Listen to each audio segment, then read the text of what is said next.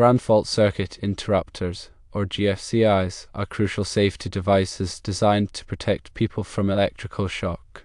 They work by monitoring the current flowing to and from an appliance or electrical device.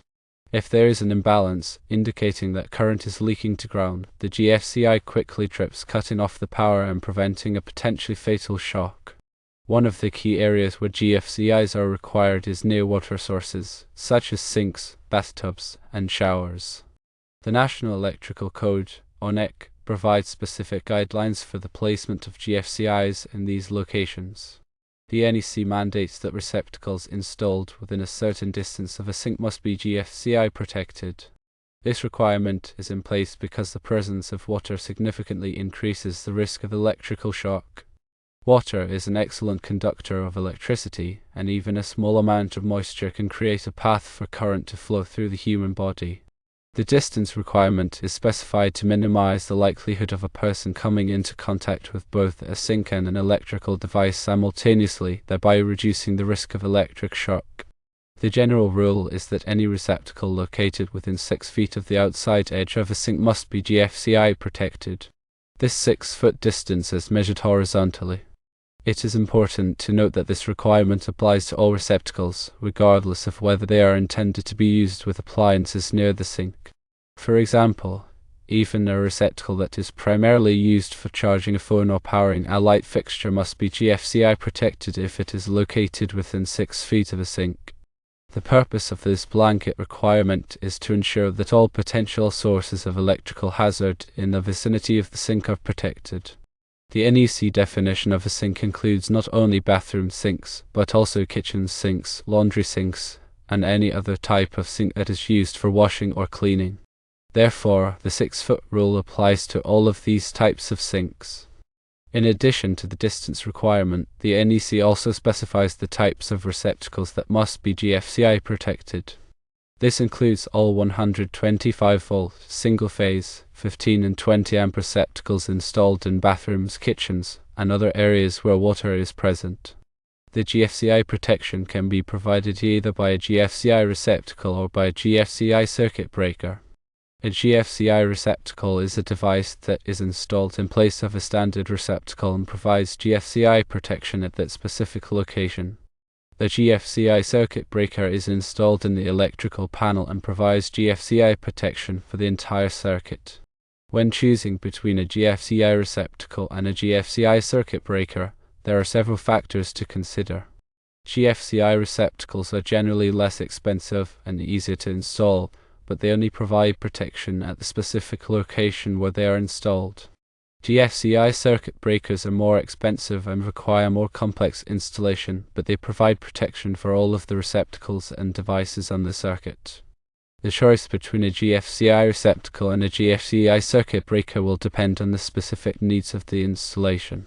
In some cases, it may be more practical to use GFCI receptacles, while in other cases it may be more practical to use a GFCI circuit breaker.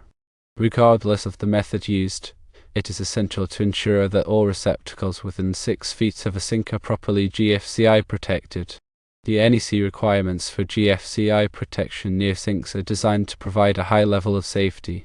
By following these guidelines, you can help to prevent electrical shocks and ensure the safety of yourself and others.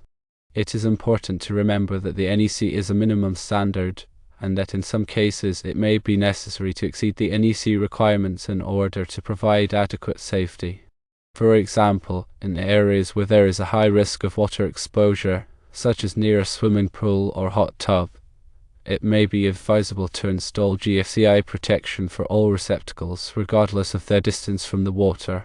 The NEC is updated every 3 years, so it is important to stay up to date on the latest requirement. You can obtain a copy of the NEC from the National Fire Protection Association, or NFPA. The NFPA also offers training courses and other resources to help you understand and comply with the NEC requirements. In addition to the NEC, many local jurisdictions have their own electrical codes that may be more stringent than the NEC. It is important to check with your local building department to determine the specific requirements for your area. When installing GFCI protection, it is important to follow the manufacturer's instructions carefully. Improper installation can render the GFCI ineffective and could create a safety hazard. If you are not comfortable installing GFCI protection yourself, it is best to hire a qualified electrician. A qualified electrician will have the knowledge and experience to install GFCI protection properly and safely. After GFCI protection is installed, it is important to test it regularly to ensure that it is working properly. You can test a GFCI by pressing the test button on the receptacle or circuit breaker. When the test button is pressed, the GFCI should trip, cutting off the power to the circuit. If the GFCI does not trip when the test button is pressed, it is not working properly and should be replaced immediately. GFCI protection is an essential safety feature that can help to prevent electrical shocks. By understanding the NEC requirements for GFCI protection near sinks, you can help to ensure the safety of yourself and others. Here's a recap of important points. Firstly, the National Electrical Code mandates GFCI protection for receptacles within 6 feet of sinks. Secondly, this applies to all types of sinks, including those in bathrooms, kitchens, and laundry rooms.